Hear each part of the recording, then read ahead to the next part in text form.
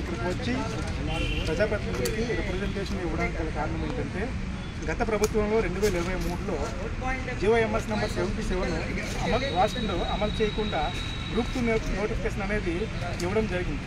దానివల్ల ఆ జీవో అమలు చేయకపోవడం వల్ల కారణం ఏంటంటే కొన్ని కేటగిరీ వాళ్ళకి పోస్టులు అనేది రాష్ట్ర ప్రకారము రాకుండా జరిగిపోతుంది. దానివల్ల మెయిన్స్ ఎగ్జామ్ ఇప్పుడు ఆ రాష్ట్ర కండక్ట్ చేయకుండా జరిపినట్లయితే తదుపరి మెయిన్స్ తర్వాత చాలా ఎక్కువ కేసులు పడి దీనివల్ల 2-3 సంవత్సరాలు కాలయాపన జరిగే అవకాశం కూడా ఉంది. దాని ద్వారా ఇతర నోటిఫికేషన్లు కూడా రావడానికి ఇబ్బంది అవుతుంది. దయచేసి ప్రభుత్వానికి సవినీయంగా విన్నవించుకుంది ఏంటంటే ఈ రాష్ట్రం ఏదైతే ఉందో ఆ రాష్ట్రం అనేది క్లియర్ చేసి సక్రమంగా అమలు చేసిన తర్వాత మాత్రమే మెయిన్స్ పెట్టాలని చెప్పేసి గ్రూప్ 2 యాస్పిరెంట్స్ అందరూ కూడాను ఈరోజు గవర్నమెంట్ తరఫున గవర్నమెంట్కి కోరుకుంటున్నాం.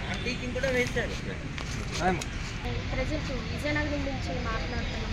ప్రజాప్రతినిధులందరికీ తెలియజేయండి ఏమనగా ఆల్రెడీ ఇష్యూ అవుతుంది. దీని గురించి అందరికీ తెలిసిన విషయమే. గత గవర్నమెంట్ విడుదల చేసింది ఈ గ్రూప్ 2 నోటిఫికేషన్ అనేది. అందులో రాష్ట్ర మిస్టేక్స్ ఉన్నాయని ఆల్రెడీ కేసు వేశారు. మొన్న ఇప్పుడు హైకోర్టు తీర్పు కూడా విడుదల చేసింది. అది గవర్నమెంట్ కేసు ఏమని చెప్పారంటే గవర్నమెంట్కి విడిచిపెట్టేశారు. వాళ్ళ ఒపీనియన్ అని అన్నారు. సో అందుకనే మేము మీకు చేతులు జోడించి మరీ నమస్కారం చేస్తున్నాను సార్. అందరూ వినండి. ఇప్పుడు ప్రిపేర్ అవ్వాలి కాకుండా గత 5 సంవత్సరాల నుంచి కూడా ప్రిపేర్ అవుతూ చాలా ఇబ్బందులు పడితే అందరూ ఇక్కడ ప్రిపేర్ అవుతున్నారు.